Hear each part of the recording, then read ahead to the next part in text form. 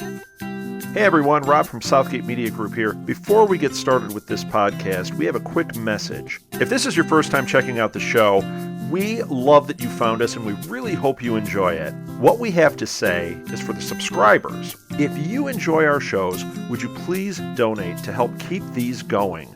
We don't want to have to put traditional ads on these shows, but this does cost money. So we really do rely heavily on donations. To make a donation to the show, please go to our website, www.southgatemediagroup.com. Go to the page for the show, and in the upper right-hand corner is a donate button. It takes you right to PayPal, and you can donate whatever amount you want. Thanks a lot for listening, everybody. And now, on with the show.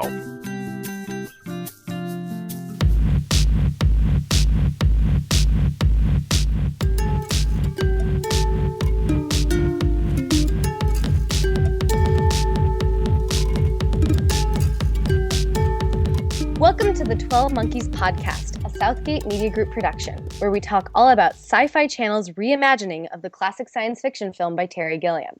I'm your host, Blair Knight Graves, associate editor from ShareRatings.tv, and with me today is Kyle Tremblay, the editor-in-chief at ShareRatings.tv. You can find us on Twitter at BlairLivesTV and at KyleLivesTV. Now, just so you all know, Blair and Kyle both have an E at the end. And you can also follow this podcast's Twitter at 12 Monkeys Pod, and that is 12 Monkeys Pod.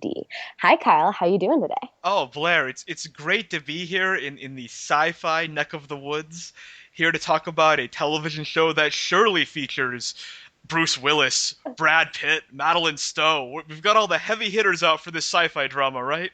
I think you might be reading the wrong IMDb page, Kyle. What's that now? What's that now? Oh.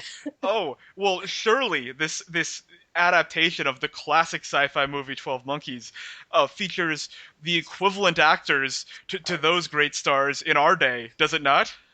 If you count Aaron Stranford, who was from the X-Men films, I believe he played the Fire Guy. Wow, I'm a comic book nerd and I'm totally failing right now. Well, okay, moving on. He played Pyro. That's the character's name. Pyro. Oh, yeah. Pyro. Well, Pyro. How could I forget his work as Pyro? Well, you know what? People do like him. He was on Nikita. I also think that much of the cast, my understanding is much of the cast from the 12 Monkeys television show is from Nikita, which was a show that while it was on, many people liked. Well, sign me up then. He's the next Bruce Willis as far as I'm concerned. All right. Well, we're not here necessarily to just talk about Aaron Stranford and Bruce Willis. We're here to talk about the entire show, and we're also here to introduce ourselves to our audience, who should hopefully be listening to this podcast in the future. Yeah, well, we hope. Hopefully that bit I just didn't drive them all away. Well, let's reel them back in. Yeah. So to give everybody a little bit of background, Kyle and I have been podcasting for a couple of years now, and we've also been writing and co-founders for the website ShareRatings.tv, which you should check out.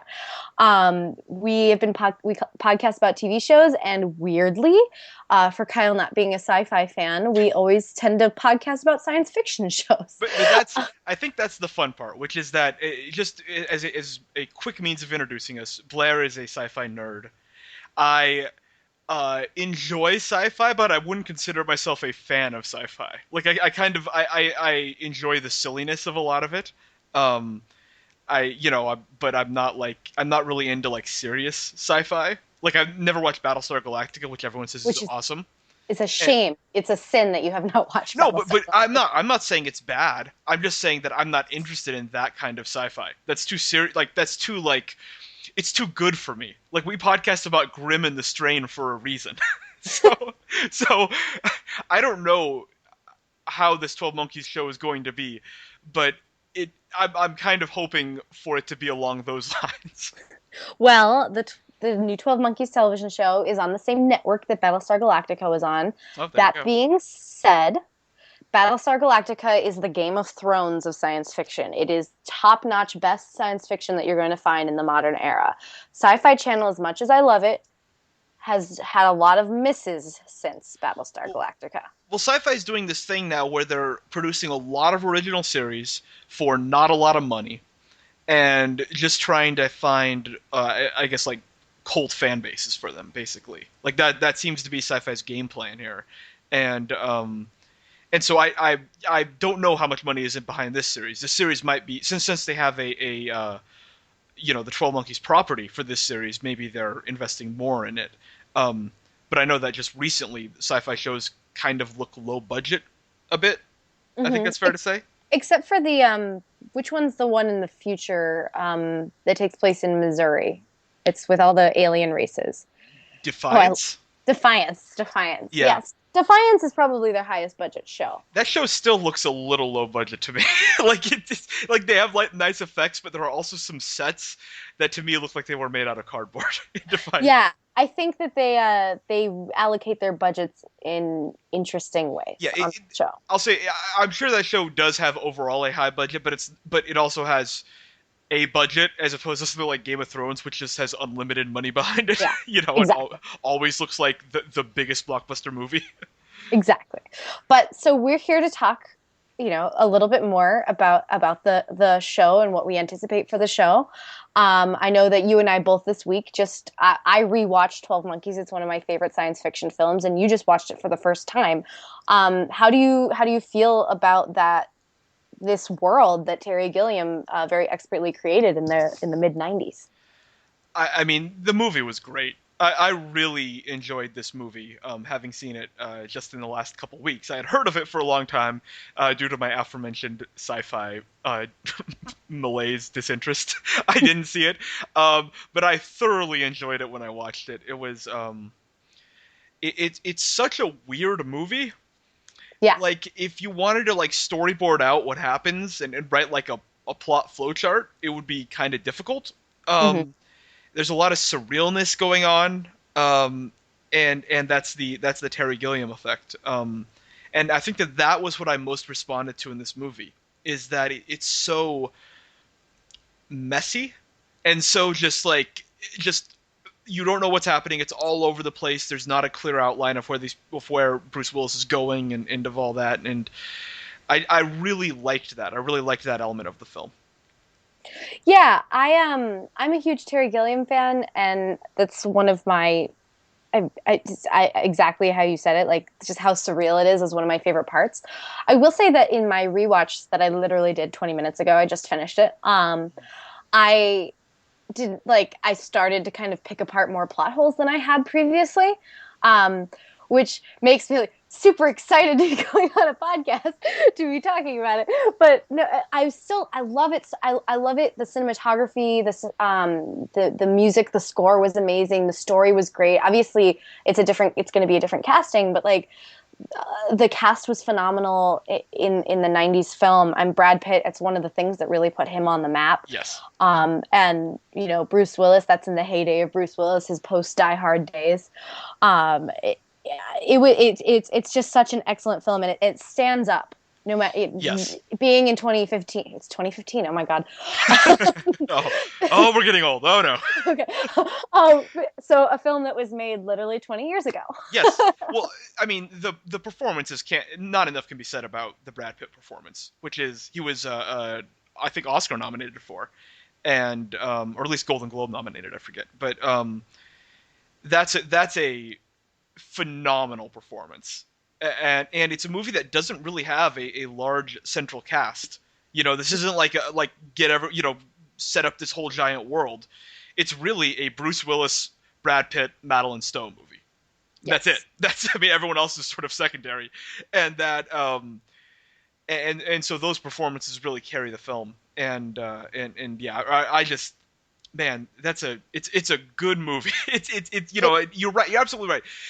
There are plot holes, and it's not a movie that made me want to sit down and think about the plot for an hour, because I feel like that you would lose a lot of the charm of the film if you really tried to break down the plot.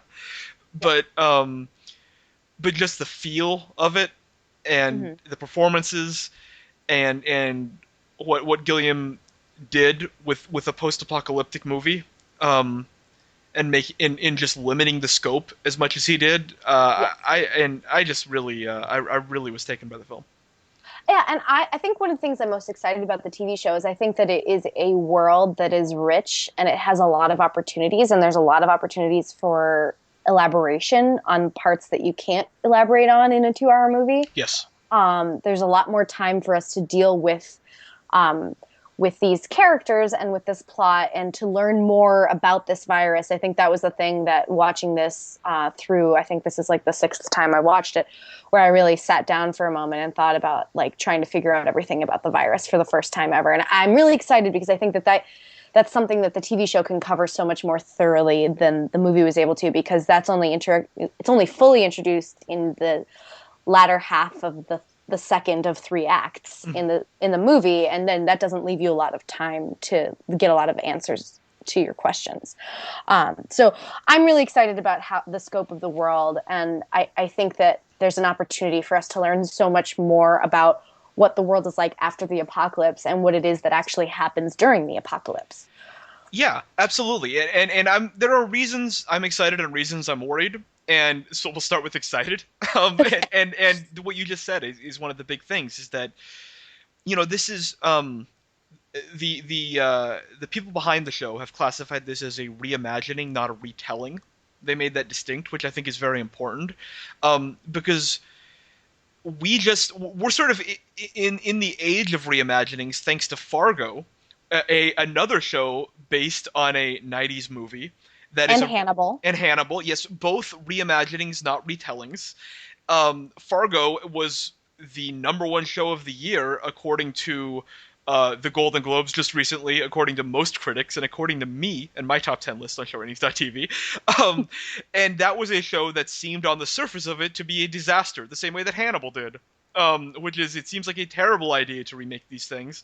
But the creators of those TV shows had such a unique take on them. What I'm hoping here, because it actually seems like a good idea to remake 12 Monkeys, a sort of, a popular but not like legendary sci-fi film. It's not like people Right. talk about 12 Monkeys in everyday conversation in 2015, but yet it's this this world that like you said, we only saw a slice of in the movie.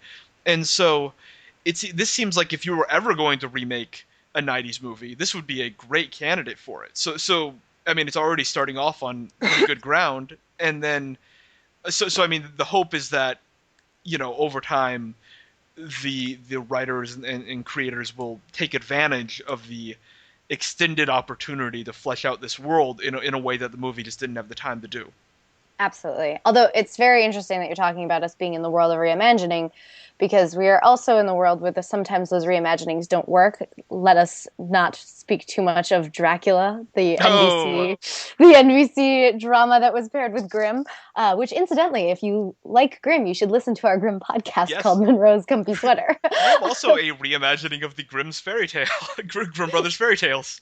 Yes. So I mean, everything nowadays seems to be based on something. So I don't think, I suspect that most longtime fans of the 12 Monkeys movies won't be like too offended that a TV show is coming along. I know that that's like often a thing when something you love is being turned into something else that you get worried about. But it seems like, I mean, it's been 20 years. This happens all the time. If it's good, it'll only increase enjoyment. If it's bad, you can just ignore it. So, this doesn't seem like a bad idea, is what I'll say. Exactly. I totally agree. And I also think that we're in a world right now where post-apocalyptic stories are very, very popular, and time travel is very, very popular. And because those are topics that we're covering so thoroughly in our media culture right now, it gives us the opportunity to hopefully take what was made in the 12 Monkeys film and be able to just fill it out. So I'm kind of interested in the science, you know what I mean? Like, Yeah. I want to know about that sort of steampunk like world before steampunk was really a popular genre. And like, I mean, obviously it is now, but I want to know, are they going to explain how they send him back in time? Is it like all of that stuff? I'm so excited just to see what they think of, because we're in a world where we have so much of that now. We're inundated with it. So you have to have something unique, right? But isn't that where it's going to get in trouble? Because I think one of the key decisions the movie made is to just accept that this time travel exists in the sort That's of true. present slash future timeline of the show, because that kind of thing can be picked apart because we currently in the real world do not possess time travel, and so we can't even imagine what it would be like. It seems like if the show bogs itself down with that, it's not going to satisfy anyone because there is no satisfactory explanation that could exist. Um, That's at the same time, I get what you're saying. It can definitely expand on the science of the various things that go into it, and especially explore the dystopian future more, because that's something that in the movie, it starts off with it, and we see this sort of just hellscape with bears, right off the top of the movie. Um, but from that point forward, we only see it in terms of the panel of doctors that send Bruce Willis back to the past. Like we see a very very small sliver of what the future looks like exactly. that's true. So there's definitely opportunities to explore that side of the world. Yes, which is I think what I'm really interested in. I Yeah, love post-apocalyptic worlds. sure. As you know, for the failings that the series Defiance has a lot of the time.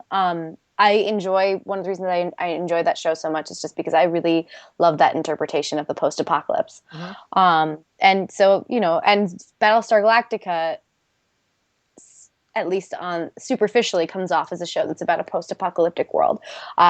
Like many sci-fi shows, there's a lot more to it, so I won't get into that. Sure. But, so I'm very big into that. But so other things that we should be excited about, we were talking about briefly before we hopped on the podcast, is the showrunner is Natalie Shaides. Shaides. Sure. Right, who has worked on a lot of shows that we like and a couple shows we didn't necessarily like as much, but she worked at least on the first season of Heroes, which is, in my opinion, in some of the best. It's the best superhero television I think we've ever had, Hmm. and some of the best science fiction television that's been on television for at least the first season. The first season was phenomenal. She was a co-executive producer on the Sarah Connor Chronicles, the Terminator show. She worked on V, which was a show that you and I both enjoyed, although it was short-lived.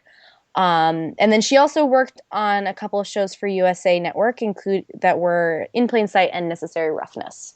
Shows that I could enjoy in plain sight as much as I could enjoy any USA show. Like, I'll just sit down and watch an episode, but I could never binge that show. So, I think it's exciting. She's clearly a television veteran who, she's been in 3 shows that I respect tremendously. The Terminator show and Heroes. So I'm really excited to see what she can do. And I'm always excited when there's a female showrunner. Absolutely. Yeah. Yeah, that's reason for optimism. I mean, the fact that she's worked on sci-fi shows before, and I was poking fun in jest at the cast, but Amanda Scholl I know is very good, the female lead of the show. She, from the trailer and the previews they posted online, I'm very excited to see her performance in this show. Yes. I'm really excited. I was digging around in their creative team, and a lot of their production staff and their writing staff have worked on both Desperate Housewives and Buffy the Vampire Slayer, which are 2 shows that I really like, and 2 shows that are very, very whimsical, which gives me hope that 12 Monkeys will still be in that tone of that very whimsical world. Because with the Sci-Fi Channel, you can't always necessarily trust the tone that they're going to take. Yes. With their shows. Well, yeah, I don't know if we want to get into reasons that I'm a little concerned, but that's one of the top. Well, why don't we get into reasons we're a little bit concerned? Okay. Because we're excited and we're going to podcast the whole show, no matter how we feel about it. But let's find out. We found out why we're excited. Yeah. Now let's find out why we're concerned. Reasons for concern, and these are, of course, by definition, unfounded because the show has not aired yet. So this is just, things based on knowing about television as opposed to specific things that happen with the show. But there's a downside here, and that downside is named Revolution. Yeah. The NBC drama that was canceled after 2 seasons premiered as a massive smash hit, great ratings. Within 2 seasons, lost those ratings to the point of cancellation. I foolishly committed to reviewing the first season of that show, which was a whopping 22 episodes, and almost killed me. That first season was a out-and-out disaster, and one of the big reasons for it is that TV really has to be careful when dealing with the apocalypse to make it look gritty and not like a a sitcom. Like Right. you know the version of the apocalypse that existed in Revolution is like if Friends did the apocalypse, and if you just walked into a cafe and you were in Friends, and then you walked out and you were in the apocalypse. It's like an LA backlot apocalypse, and like that's a massive problem. And I mean, the good thing with 12 Monkeys is that it only exists partially in the apocalypse. The rest of the show will take place in the present. Um, so that's that's good. That means that it's not going to have to recreate this whole world and live in it 100% of the time. But at the same time, TV network TV at least is not great at convincing apocalypses. And so we'll see if the show has that. And then the other problem with Revolution was, and a problem that I point out in a lot of sci-fi shows that I have huge issues with is the lack of urgency.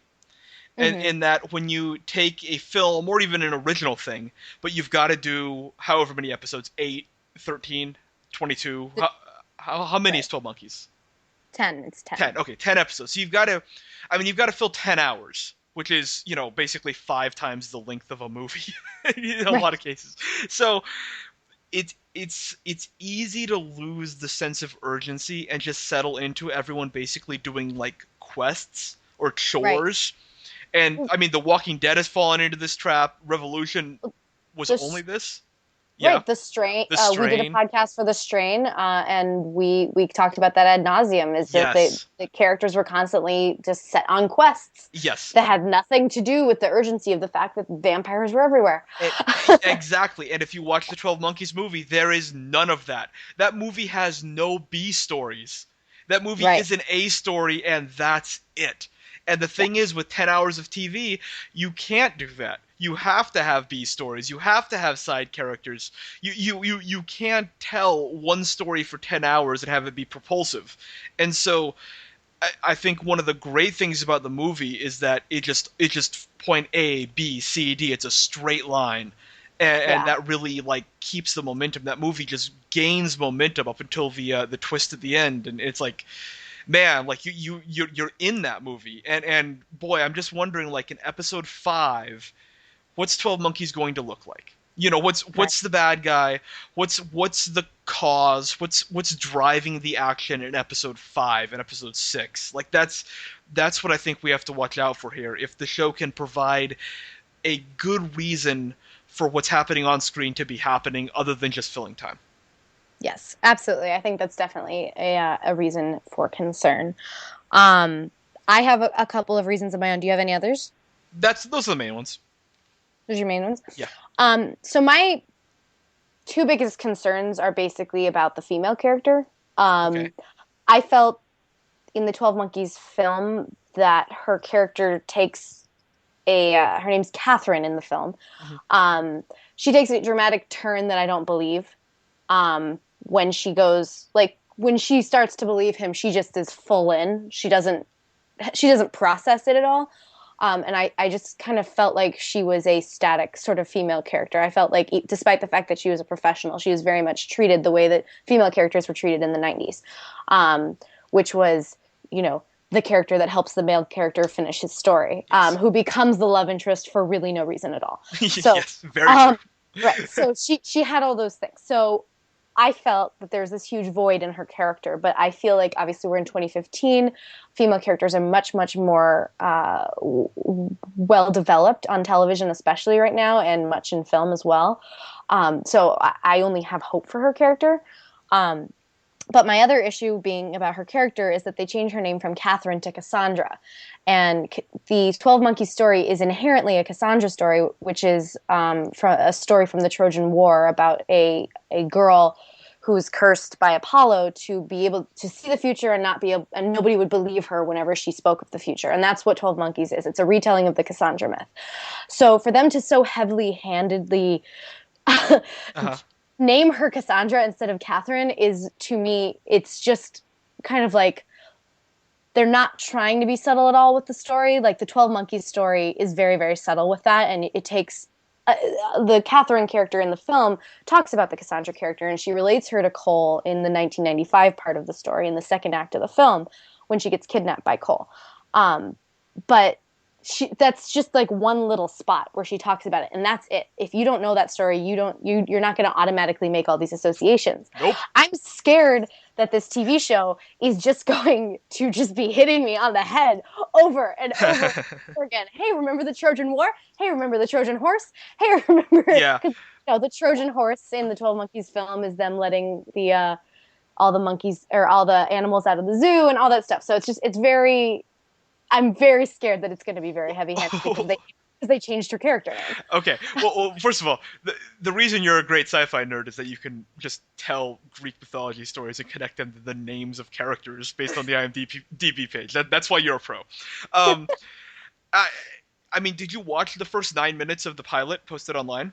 I did not. I want to go in totally blank. Fair enough. Well, then I can't make the point I was about to make because I don't want to spoil you, and I probably shouldn't spoil the listener for others who feel the same way. But I will say, this is addressed.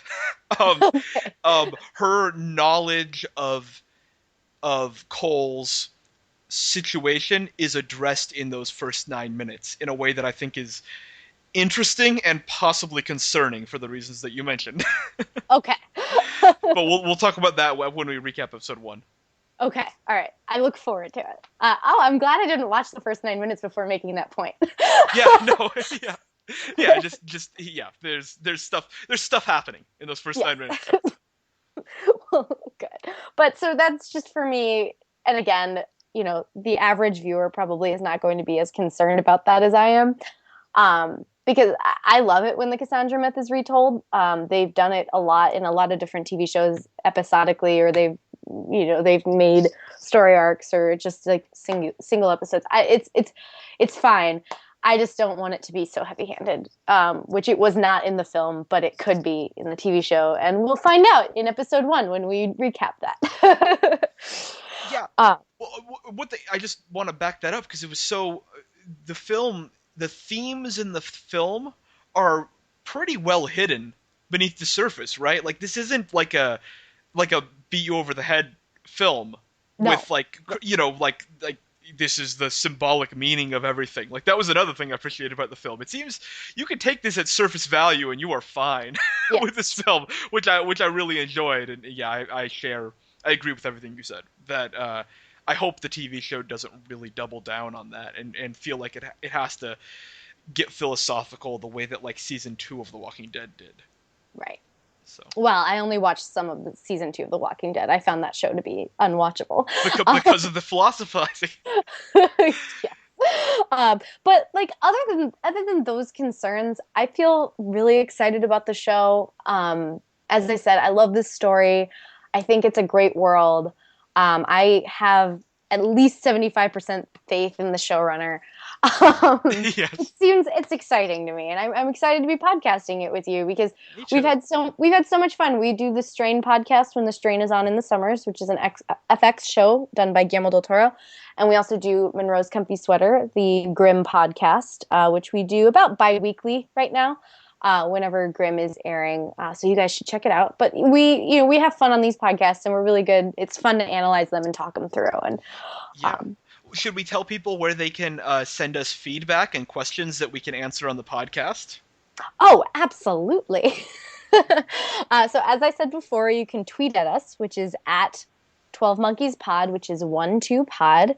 And then I just created the email address, but I'm gonna have to click through. It is the 12monkeyspodcast@gmail.com. So the 12monkeyspodcast@gmail.com, but it's 12 instead of the word 12 spelled out. Yeah. And if you have any concerns, you've got some fan mail, you disagree with us vehemently and you need to let us know, or you want to back up one of our points, or you have some inside knowledge that we don't have, you should totally send us an email or you should tweet at us. We would love to discuss your points. Absolutely. But so I don't have the air date pulled up right now. It's this Friday. This Friday, which is the 16th. Yeah, yes. The 16th is the premiere. So this podcast might drop on the day of the premiere. So that'll be fun. Hopefully you've listened to this right before the episode comes out. It's a pregame. It's the pregame show. And Kyle and I will hopefully both be live tweeting the show that night. And you should interact with us. We'll also be tweeting from our account, so you should follow us there. Yeah, me at Kyle Loves TV. And I'm at Blair Loves TV. Yeah, interact with us. Yes. All right. Well, thank you so much for listening, and we're so excited. We can't wait to bring you the 12 Monkeys podcast, which will be on the Sci-Fi Show. This wraps up our introductory episode of the 12 Monkeys podcast. Before we go, I want to mention a few things. You can download and subscribe to our podcasts on iTunes, Stitcher, and SoundCloud. You can also hear all of our podcasts at our website, southgatemediagroup.com. Please subscribe to this show and also rate us. Follow the show at 12 Monkeys, that's 12 Monkeys pod on Twitter, and Kyle and I at Kyle Loves TV and at Blair Loves TV. And remember, both Kyle and Blair have an E at the end. Check out our website, showratings.tv, to rate and review 12 Monkeys every week, as well as all of your other favorite shows. Thank you again for tuning in, and we'll see you next week.